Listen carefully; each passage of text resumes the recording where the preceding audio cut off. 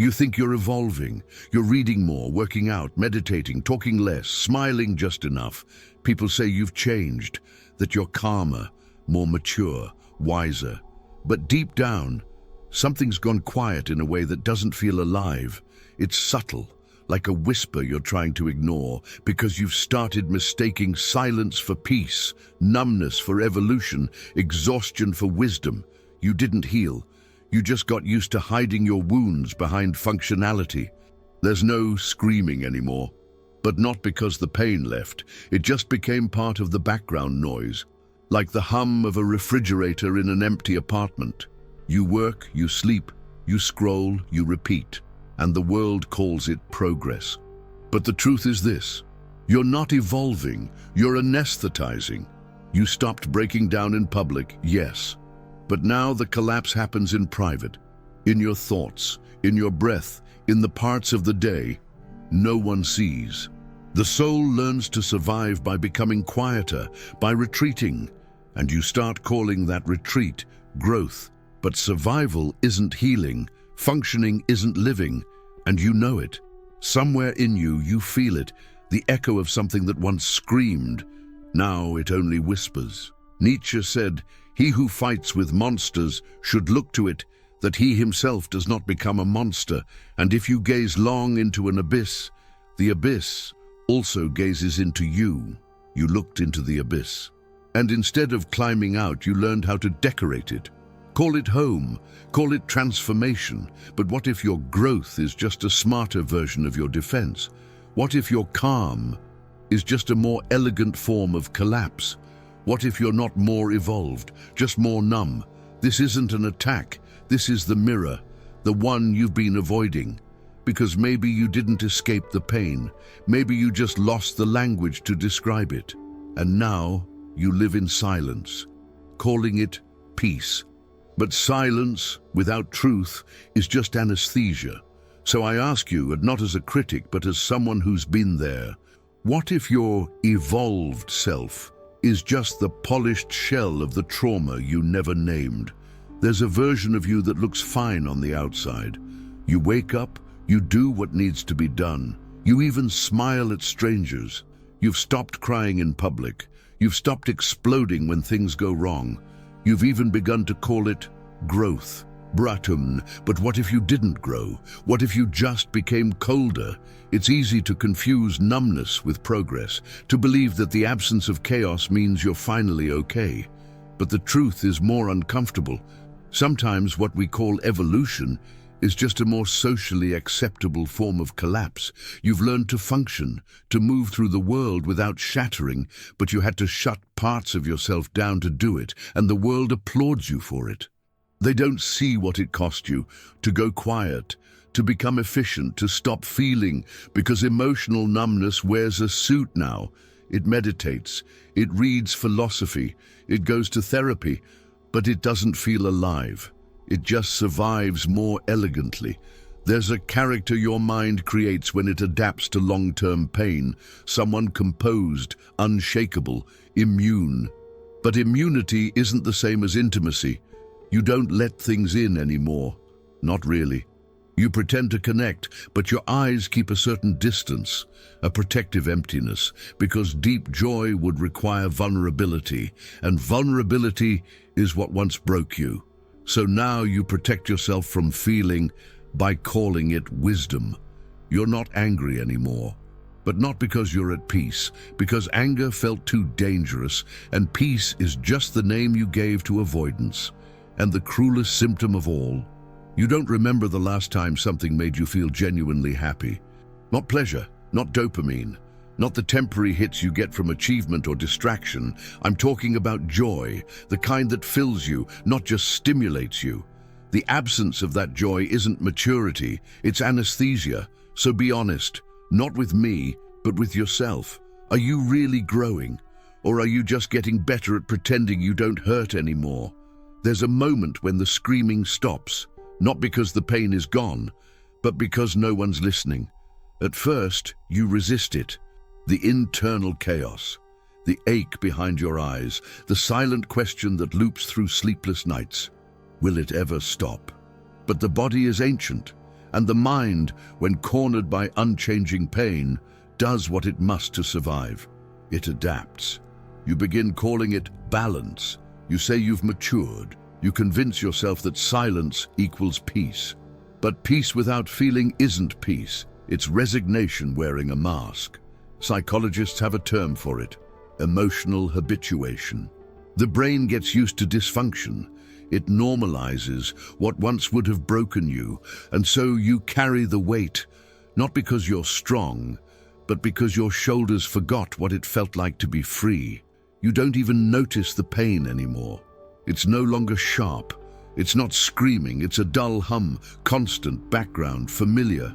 The absence of chaos becomes your only definition of stability. But here's the question you avoid. If pain has become your normal, then what does that say about your sense of safety? You stopped asking for help, stopped trying to be seen, because every time you did, the silence after was louder than any scream. So now you live in that silence. Decorate it. Call it adulthood. You've adapted so well to the ache that joy feels suspicious, love feels foreign, stillness feels threatening, because when pain becomes normal, healing feels like a lie. You say you're fine. But fine is just the name you gave to not being able to collapse anymore. This isn't healing, it's emotional exile. You didn't overcome it, you just stopped talking about it. And deep down, you know, the pain didn't leave. It just learned to whisper. You tell yourself you've grown, that you're more disciplined now, more focused, less reactive. You manage your life, you manage your emotions, you even manage how much you let yourself hope, and it looks like strength. But not everything that looks like control is power. Sometimes control is fear wearing armor, fear of falling apart again, fear of being touched where it still hurts, fear of becoming that fragile version of you, the one who once dared to feel and was crushed for it. So now you feel less. You've built routines, boundaries, clean plans, sharp logic. You protect yourself with words like stability and clarity. But what if it's not clarity? What if it's panic in disguise, the quiet kind that doesn't scream but organizes everything so you never have to face the chaos again? You weren't born this calculated. You became it. When vulnerability wrecked you, you didn't just recover. You built walls so high, even joy needs permission to enter. You don't cry anymore. You call that evolution. But tears aren't weakness, they're release. And maybe, beneath all your structure, there's still a part of you begging to be held, not managed. Because being functional isn't the same as being alive. You can build a perfect life around a dead feeling, and no one will notice. They'll say you're thriving, they'll admire your discipline, but inside it's quiet, too quiet. Like the silence in a house that no longer feels like home. You haven't healed. You've just designed a life where nothing can reach you. And the cost of that safety is that nothing real gets in. Not love, not awe, not the kind of joy that breaks your voice when you try to describe it. Control isn't always a virtue. Sometimes it's the only way you know how to avoid collapsing again. But in protecting yourself from the fall, you've forgotten how to fly. You began searching for answers, books, podcasts, spirituality, therapy, philosophy. At first it felt like revelation, like you had finally found tools to rebuild what the pain had wrecked. But somewhere along the path, something shifted. What started as healing became strategy. What began as self-knowledge became self-management. And now, even your inner journey feels like another performance. You speak of growth, but it sounds memorized. You quote philosophers, but you use their words to cover the ache, not confront it. You say you're being mindful, but maybe you're just carefully avoiding your own depth, because it's easier to analyze than to feel, easier to intellectualize pain than to sit with it. You don't cry anymore, not because it doesn't hurt, but because you've learned how to name your wounds instead of feeling them. You've replaced silence with content, videos, teachings, ideas, insight after insight, until you drown in knowledge that never touches the raw center. There's a comfort in understanding your suffering, But understanding isn't the same as intimacy. And sometimes clarity becomes a cage. You study trauma, but haven't touched your own in months. You talk about the shadow, but only in abstract terms. You meditate, but only to escape the noise, not to listen to it. There's a kind of emptiness that hides behind wisdom, a sterile stillness, and it's this. When you use growth as anesthesia, you no longer evolve. You perform, so pause for a moment, not to fix anything, not to understand, just to notice. When you're alone, with no video, no quote, no music, do you feel more whole or more exposed? Does the silence hold you or reveal how far you've drifted from yourself? Because real clarity isn't protective, it's piercing. And sometimes the most honest thing you can admit is, I'm still scared to feel. There's a version of you walking through the world right now that was built in response to pain, not out of choice, but necessity. You didn't become who you are. You had to become who you are. Because at some point, life stopped being a place to grow and became a place to defend yourself. And defense changes everything. You got sharper, quieter, stronger maybe. But it wasn't strength. It was shape-shifting. Adapting to survive what once could have destroyed you. And it worked. You made it. But now, you've mistaken survival for identity. You think this is who you are. The overthinker, the avoider, the cold one, the one who doesn't ask for anything, doesn't trust, doesn't need. But that self is architecture. It's scaffolding around a wound. It was never you. It was who you needed to be when no one came. Jung wrote, "Until you make the unconscious conscious, it will direct your life and you will call it fate." And that's what's happening. You keep repeating patterns, not because you're broken, but because you're still being run by the ghost of who you had to become. You weren't born distant. You became that way after too many goodbyes. You weren't born guarded. Life taught you that vulnerability meant danger. You weren't born numb. You learned that feeling was a luxury you couldn't afford if you wanted to keep going. So here you are, intelligent, composed, evolved, but haunted by a self you never had the chance to fully be. And the question that won't leave you alone anymore is this: who would you be if you didn't have to defend yourself? Did you enjoy the content and it made a difference for you? Click on Super Thanks and support our work. Real growth is never graceful. It doesn't look like sunlight or blooming or the soft language of becoming. It looks like endings, like something breaking, like a version of you gasping for air as it fades out of relevance. But most people don't want that part of evolution. They want the rise, not the ruin. The clarity, not the collapse. The strength without the sacrifice. So instead, we fake it. We keep the old masks. We polish the old survival instincts. We call it transformation when really it's just performance in a different costume. But nothing real evolves without a death. Not metaphorically, not gently. Evolution is violence against the old self, the part of you that keeps pretending, the one who always says, "I'm fine," the one who's efficient but empty, confident but disconnected, alive, technically, but not really here. That self must go, and it won't go quietly. It will cling, it will reason, it will say, "But this is who I am." It isn't. It's who you had to be, and now that identity has expired. But before anything new can grow, before anything sacred, whole, or free can emerge, you must bury what no longer fits. Not with hatred, not with shame, but with reverence. Like closing the eyes of a soldier who kept you alive in a war that's finally over. Because the snake doesn't evolve by becoming stronger, it evolves by shedding. And what dies in that process isn't weakness, it's the illusion of control. The mask of calm, the ego that learned how to survive by pretending not to feel. So if you feel like something inside you is cracking, collapsing, unraveling, good. That means you're not faking it anymore. You're finally making room for something real. There comes a moment when external progress stops meaning anything, when the achievements, the goals, the perfectly structured days start to feel hollow. And in that silence, a question emerges. Quiet, unavoidable. Am I really growing? Or have I just become harder to break?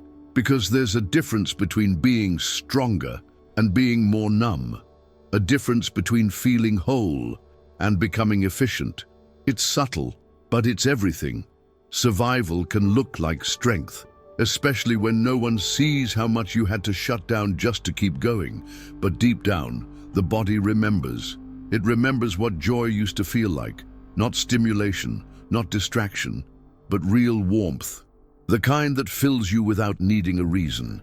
And if that warmth is gone, replaced by cold clarity, sterile routines, constant doing, then something's missing. Not on the outside, but within. Ask yourself, quietly, honestly, is what drives you today love or fear? Do you move because something in you is alive and longing? Or because something in you is scared to stop, scared of stillness, scared of facing what silence might reveal? Does your life today reflect who you are or who you needed to become to be safe? These questions aren't accusations, they're mirrors. And if you dare to look, not for answers but for honesty, you might begin to notice the anesthesia, the subtle ways you stopped feeling, the parts of yourself you silenced. So write them down, not for clarity, not for closure, but because naming the numbness is the first real act of coming back to life. And maybe, for the first time in a long time, you won't just analyze the pain, you'll finally feel it. And in that feeling, something begins to shift. Something begins to return. Evolution is not immunity. It's not the polished calm of someone who no longer feels pain. It's the silent courage of someone who lets themselves feel it, again, but differently. Because healing doesn't mean you forget what broke you. It means you stop pretending it didn't. You don't rise by becoming untouchable. You rise by remembering and still choosing to stay open. That's the paradox no one tells you. True strength is not about being unaffected. It's about being deeply affected and still remaining whole. You're not stronger because you stopped crying. You're stronger if you can cry again and not shame yourself for it. You're not wiser because nothing hurts you anymore. You're wiser when it hurts and you no longer run from it. What you've called strength might just be the scar tissue of a soul that never had time to rest.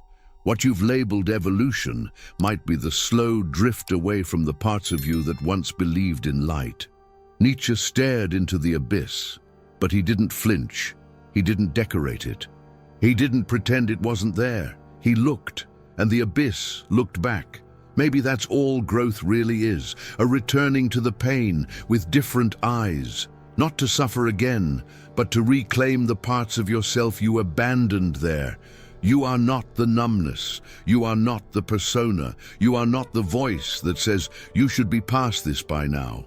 You are the one who never stopped carrying the weight, even when it became invisible. So no, you're not evolving. You're moving further away from what once broke you, but it still lives in you. And that's not failure. That's the unfinished part of being human. Yes, it hurts, but it's not too late to come back. Not to destroy what you've built, but to remember who you were before you stopped allowing yourself to feel. Because living is more than surviving. And you are not alone in this quiet reckoning. There is still time.